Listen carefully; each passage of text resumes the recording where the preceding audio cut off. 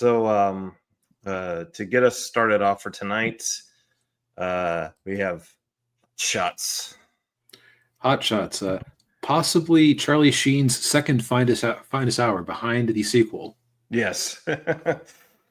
Yeah. So Hot Shots is it's a one of these goofy parody movies in the vein of Naked Gun, Airplane. We actually looked it up. The director of the movie was one of the writers on Airplane and Naked Gun. So yes, it fits. It was, Jim Abrahams. So he wasn't one of the Zookers, but he was Zooker adjacent. Yes, and so basically the the plot of the movie, if you want to, if there is one, there kind of is one. There is a beginning, middle, and end, and things do sort of progress just with a lot of wackiness in between. Yes, yeah. So this movie is mainly a parody of Top Gun, although they do parody a few other movies in there. For those of you who probably don't know that, there's the scene with Charlie Sheen and the love interest at the refrigerator when he's doing the food. That is actually from 9.5 Weeks. Okay, I'm not familiar with that one. Yeah, that was Kim Basinger and Mickey Rourke. It's 50 Shades of Grey before 50 Shades of Grey. Okay. So I'm guessing in that one, he was actually like feeding her actually sexy foods instead of frying bacon and eggs on her torso. Yes, exactly. But yeah, so yeah, the movie is mainly it's a parody of Top Gun. They even kind of incorporate the whole thing, which I actually forgotten in the first Top Gun that there was this whole subplot with Maverick's dad, going missing in Vietnam and all that. And they actually worked that in this movie with Charlie Sheen's character's dad, and they have this whole thing where they're like, "Well, your dad was that so and so. Well, my dad was so and so. Oh, your dad was that guy. Oh, yeah. Well, my dad ate your dad." Yeah. Okay. So yeah, because the dad falls into the woods in a crashed plane and he survives, but he ends up with antlers stuck to his head during deer season. Yeah. If it makes you feel better, I didn't have seconds. Yeah.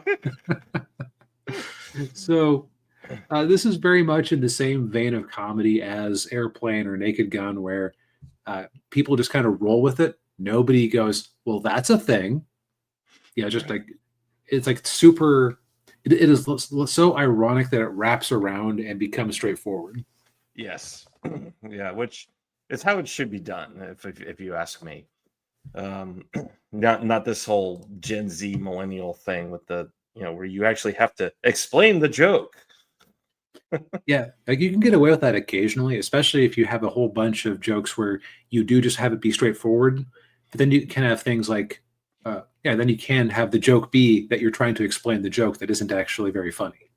Yeah. But you have to use that sparingly, Seth MacFarlane. Yeah. Oh man. But yeah, so Charlie Sheen plays Topper, Topper Harley, and he's a fighter pilot who he got kicked out of the Navy, but they want him back in the Navy because they got this dangerous mission that they need him on. But in reality, the wing commander of the squadron, he's actually in cahoots with this military defense contractor, because they want their own fighter jets in there, so they got to prove that the fighter jets they're using aren't working. And so they have this whole thing where like they bring up Topper's dad, and then you see his heart literally pumping out of his chest, and he starts having a panic attack. Yeah, I think my favorite part, now that I think about it, is that the movie technically has more twists and turns than the original Top Gun, because Top Gun didn't have that whole industrial sabotage thing, right? No, it didn't. No, Top Gun was more like more like a sports movie, but with fighter pilots. I hadn't thought of it that way before, but that actually tracks. Yeah, yeah. um, yeah, and so so then there's all that going on. Then of course you've got Cary Elwes' character. Most people remember him from Princess Bride. He was also Robin Hood and Robin Hood Men in Tights. He's the rival pirate pilot. He's like Val Kilmer. He's the Val Kilmer of this movie.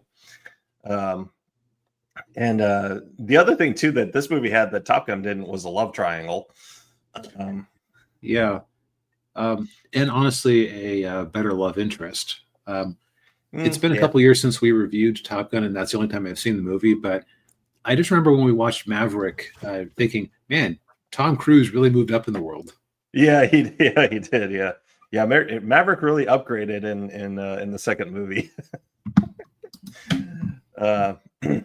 But yeah, and of course, rounding out the cast, we've got Lloyd Bridges playing Admiral Benson, who is he's the absent-minded admiral who just got severe senility, very kind of reminiscent of a former U.S. president who I won't name here, but you all know who I'm talking about.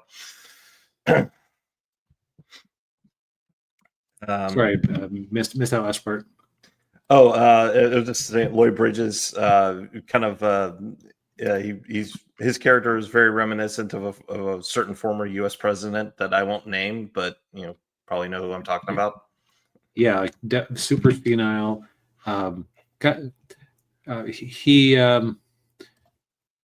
Actually, his character there isn't quite another character like him in the larger Zuckerverse. Now that I think about it, because most of the other characters like at least has some of their marbles about them.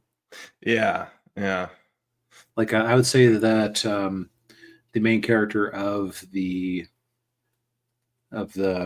Police Squad TV show and the Naked Gun movies, he's wacky, but he's in tune with his world. Yeah. Where this guy is it's great. It's like, oh, I need to go to the bathroom. Copper rectum, lost it in Guadalcanal. Yeah. Yeah, he keeps talking about all these things he lost in the war. Yeah. Like one point he puts a handkerchief through his ears and is just able to squeegee it back and forth. Bullet went straight through in the Battle of the Bulge. Yeah. Boy, he was all over the place in World War II. He's Guadalcanal, Battle of the Bulge. I'm thinking he might have been a bit of a unreliable narrator. Maybe a little, yeah. And also too, we also had John Cryer's character, Jim Washout, who has fish eyes, fish vision, walleyes. Yeah. So he looks like he's looking through a fishbowl. And I wonder if this was the first time they worked, like he and Charlie Sheen worked together, because they went on to have many seasons of 2.5 Men together. Yeah, probably. Yeah. And then several seasons without Charlie Sheen after he had his tiger blood incident. Yes, yeah, and he's winning. Yeah, he kind of introduced that whole phrase to the internet, didn't it? I feel like he changed pop culture in that moment. Yeah, he did. Yeah. Well, he's introduced a lot of new ways of expressing things. Yeah. But yeah, so the movie's it's basically just it's Top Gun parody with all the usual gags that you would expect in a movie like this, and of course the Goose character it went by Dead Meat, and they pull out every cliche right before he dies. Like, oh, I have this. Yeah, I have the information that about the Kennedy assassination. Should you leave it with me, honey? No, it'll be safe right here in my pocket. Yeah. Yeah, they just got their house, and and then he'll sign the insurance once he lands. Right? Yeah, the life insurance. Yeah. Oh, yeah. But that's fair. I hadn't seen this movie for a while. I will say I enjoyed it many years ago before I had actually seen Top Gun because Yeah. just because Top Gun is so sports movie trope heavy. If you've seen movies, you can like understand the humor, Mhm. but actually seeing the movie, like a lot of things made more sense. Yeah, references made more sense. Yeah, like like the whole romance with him and the psychiatrist and Yep. uh Well, and just the appearance of the wife character of Dead Meat. yeah. Yeah, she did kind of look like Meg Ryan in Yeah, Top Gun. Yeah. I think if I had one complaint, a couple of the gags went on for a bit too long, and I feel like they like Airplane is a tighter movie. Yeah. Yeah. Yeah, I would agree with that. Yeah. Um I'm trying to think like and it does kind of fall the ending kind of did fall into the same uh trap that a lot of comedies like this do where it just gets really silly and over to the top at the end, and it's just to the point where it's like, okay, kids, just keep it going. Get to the end. Yep. Kill some darlings, please. Yeah, yeah. But But yeah, I would say like if Airplane is like the A quality brand of this variety of movie, this is at least a B, yeah, maybe a B minus if you're feeling ungenerous. yeah, yeah. Of course, Although, yeah, you have like the scary movies kind of lowering the grade curve for everyone else, so it is easier to be yeah, in the top 50%. yeah, yeah. Or that one, the one with Leslie Nielsen where they were spoofing The Fugitive.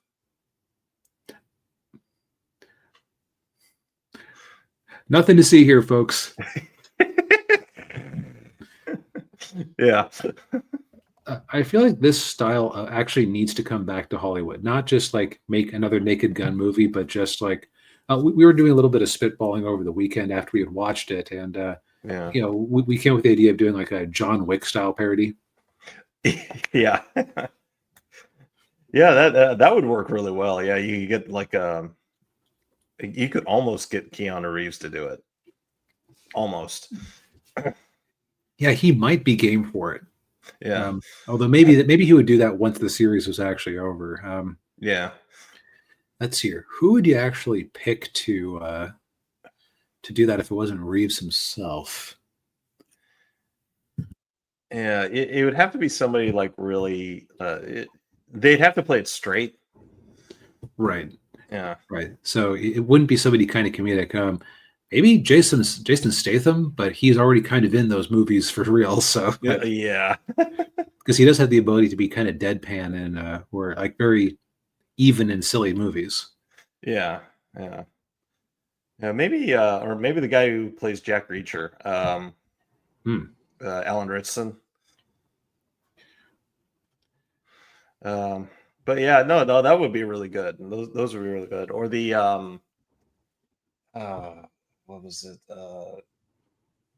Well, you could probably do well, yeah, you wouldn't want to do a superhero movie because that's been done.